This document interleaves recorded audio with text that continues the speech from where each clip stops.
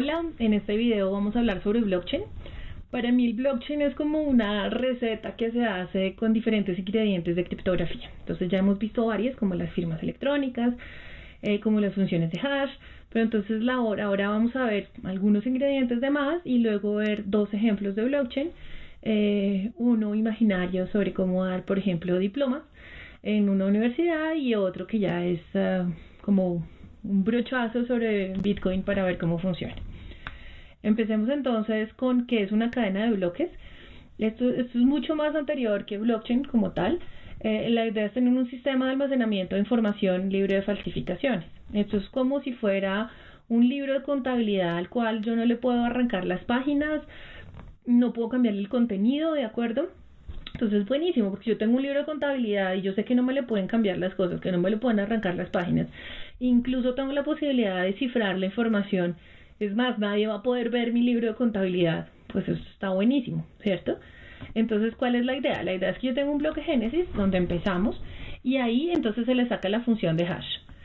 Luego entonces le agrego más información, por ejemplo, voy a tener ciertas sumas en mi libro de contabilidad y esto entonces vuelvo y le saco la función de hash. Entonces si nos damos cuenta, acá en este bloque 3 nosotros tenemos la información del 2 y la información del 1 porque toda esa información está guardada acá y así sucesivamente. Entonces si yo por ejemplo decido voy a cambiarle el contenido aquí en B2 y le voy a agregar acá una línea extra, ¿qué pasa? Que cuando se calcule esta función de hash ya no va a ser la misma la función de hash del B2 original con la función de hash de este B2'. Entonces ahí va a haber un problema, ¿de acuerdo? Entonces se van a dar cuenta. O si yo decido netamente arrancar este de acá, si yo quito este bloque de B2, ¿qué pasa? Automáticamente esta H de B2 pues no va a corresponder al H del bloque Génesis. Entonces no puedo generar esos cambios. ¿Y por qué no puedo generar los cambios? Porque uno podría decir, no, pues tranquilos, yo voy a coger y voy a cambiar este de aquí como si fuera el bloque Génesis, pero entonces yo necesitaría una segunda preimagen del H de B2 y yo no sé calcular la segunda preimagen, ¿de acuerdo? Eso quiere decir que la función de hash está mal y pues obviamente dentro de esta parte vamos a asumir que estamos usando SHA-3, por ejemplo, que estamos usando una función de hash que es resistente, una firma que está bien hecha, un cifrado que está bien hecho, ¿de acuerdo? Entonces, esta es la idea de la cadena de bloques y sirve para todo lo que tenga que tener trazabilidad. Si, por ejemplo, yo quiero tener la trazabilidad de un producto, ejemplo el oro, entonces si viene de ciertas minas donde tienen estos controles ambientales, donde además de todo hay protección de los mineros, etcétera, y luego entonces tiene un intermediario que bla bla bla, ¿cierto? Entonces yo voy agregando toda esta información y cuando llego a la joyería yo puedo garantizar de dónde viene el oro, etcétera. O un café, yo puedo venir de dónde viene, si lo mezclaron, etcétera. Entonces es bien interesante cómo a través de blockchain se puede hacer todo lo de trazabilidad. Por ejemplo, las escrituras de una casa. Si yo le vendo a alguien y así sucesivamente, entonces por eso también se habla a futuro como de contratos inteligentes, porque la idea es tener una trazabilidad de todas estas ventas y entonces en este momento que estamos haciendo restitución de tierras, pues sería buenísimo haber tenido esta trazabilidad porque ahí no se puede falsificar, no se puede cambiar el contenido y entonces podríamos tener toda esta información a disposición. Además de todo, entonces vamos a meter este último concepto de redes de computadores. Está la opción cliente-servidor, donde uno tiene un servidor aquí en la mitad y en este caso vamos a tener 6 clientes. Y otro donde tenemos estas redes peer-to-peer, donde ellos se comunican entre ellos. ¿Qué ventajas tiene el peer-to-peer? Pues que no depende de un único servidor y pues es más tolerante a fallos. Si aquí falla el servidor, de malas. ¿De acuerdo? En cambio aquí, si aquí uno falla, pues no hay lío, todos los demás nos podemos seguir comunicando. ¿Qué pasa ahora con la descentralización? Entonces decimos si es descentralizado, si estamos en este tipo de casos, y decimos si es descentralizado, si ya no dependemos. Aquí claramente pues yo puse un banco, porque si Alice aquí le quiere mandar plata a Bob, pues tiene que pasar por el banco. En este caso no, simplemente manda, ¿de acuerdo? O se tiene que comunicar a través de una tercera persona, aquí no.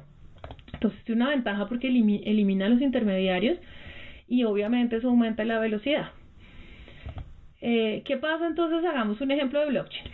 Lo primero es que nosotros vamos a tener una red descentralizada. Entonces si yo tengo una red descentralizada La gran pregunta es, listo, ya tenemos una red consensuada, tenemos todos una cantidad de, por ejemplo, en este caso es de cuántas personas se han graduado y cuáles son las personas que se han graduado de una universidad. Entonces, si yo soy el dueño de la universidad, entonces yo listo, empiezo el diploma número 1, número 2, número 1.232.000, 1.233.000, ¿cierto? Y voy teniendo el control de mis graduados. Pero ¿qué pasa si esto está en una red y yo quiero tener es un consenso? Entonces, si alguien gradúa al mismo tiempo que yo con el mismo número, pues entonces tenemos un problema, ¿de acuerdo? Y no sé quién se graduó y entonces empiezo a tener, en vez de una solo línea de documentos, empiezo a tener como un árbol y se me van a perder de pronto diplomas. Entonces, ¿cómo hago para tener ese consenso en el hecho de agregar un bloque, de hecho de agregar una persona más al grado?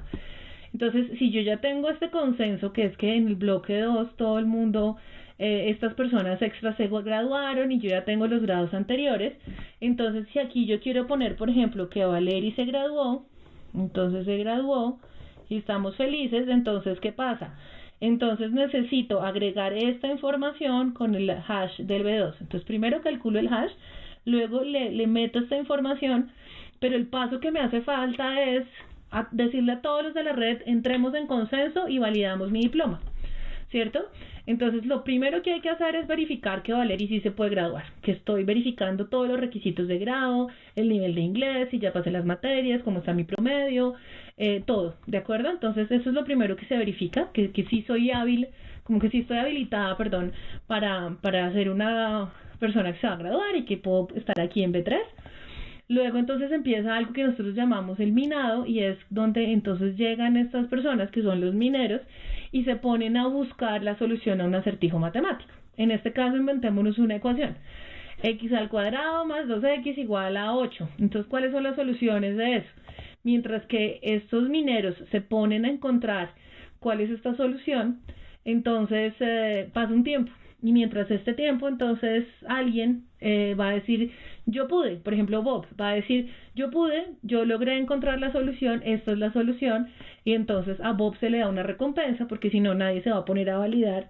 Él recibe su recompensa y dice, listo, como yo ya validé la transacción, entonces voy a agregar este bloque, que ya estamos todos de acuerdo, porque yo chequeé que si tuviera el requisito de grado, yo resolví el acertijo, entonces estoy seguro que nadie más, porque una vez el acertijo está puesto, se puso la ficha al rompecabezas y se llenó el rompecabezas. Entonces ya nadie más puede llegar a poner otra ficha, porque ya estuvo, ¿cierto? Entonces una vez ya está resuelto ese acertijo, se puede agregar ese nuevo bloque, y luego volvemos a empezar otra vez. Entonces si María se gradúa, entonces ahora hay que poner acá, el siguiente paso sería, saquemos aquí el hash de B3, ¿cierto? Y agreguemos en este bloque, entonces María se va a graduar. Se gradúa, ¿de acuerdo? Y así sucesivamente tenemos que ponernos todos de acuerdo para empezar a hacer todo lo de la validación.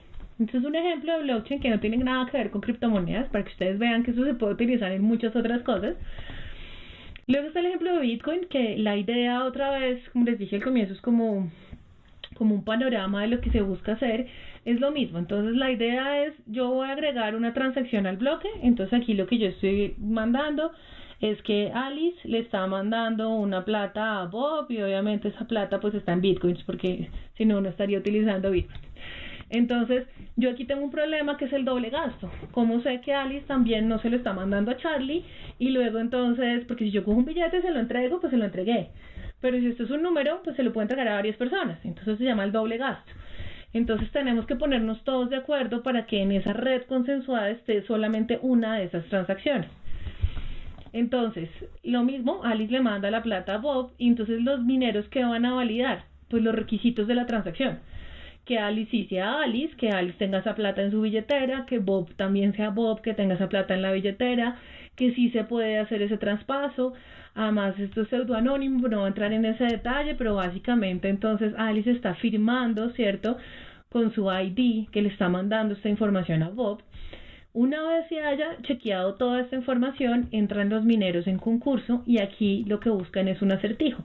Ese acertijo ya no va a ser tan fácil como esta ecuación matemática, sino que arranca con un número aleatorio y dependiendo mucho de eso es que se llega o no se llega a la solución. se llama ese minado porque es como encontrar la veta de oro, ¿cierto?, que les permita encontrar la solución.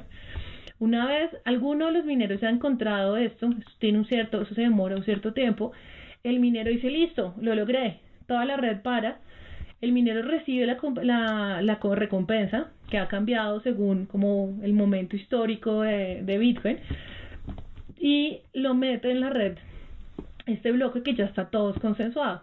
Entonces ya sabemos que a partir de este momento Alice ya no tiene esos 10 bitcoins que le mandó a Bob, sino que ahora Bob es el que lo tiene y toda la red está de acuerdo. Entonces todos estamos de acuerdo en que este es el último bloque. Y si alguien quiere agregar otro bloque, no se va a inventar un B5, sino que va a llegar acá, también va a calcular H de B3, que es el mismo para todos, y agrega aquí su nueva transacción. Por ejemplo, Charlie me da a mí los 10 bitcoins, ¿de acuerdo? Entonces, esta es la idea. Nos tenemos que manejar en una red consensuada. Y entonces, ¿cuál es la idea? Tenemos un sistema de almacenamiento de información, esto es muy importante, que es seguro, que es anónimo, que es descentralizado y que está libre de falsificaciones. Entonces, esto ha tenido como muchos pros y contras y mucha gente hablando, diciendo que esto es la maravilla, que con esto se puede resolver todo. Yo honestamente no creo eso. Creo que muchas cosas que se están haciendo con Bitcoin se podrían hacer con otro tipo de tecnologías, pero tampoco creo que son un demonio del cual no se puede hablar y que ya la gente se saturó y que blockchain no se puede y no se debería trabajar en eso, porque blockchain puede ser muy útil para todos estos temas de trazabilidad. Entonces hay diferentes tipos de blockchain ahora.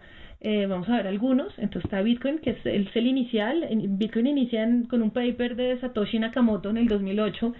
Nadie sabe quién es Satoshi Nakamoto, si es hombre, mujer, si de verdad tiene ascendencia asiática por ese nombre, si es un grupo de personas en Perú, sí, no sabemos.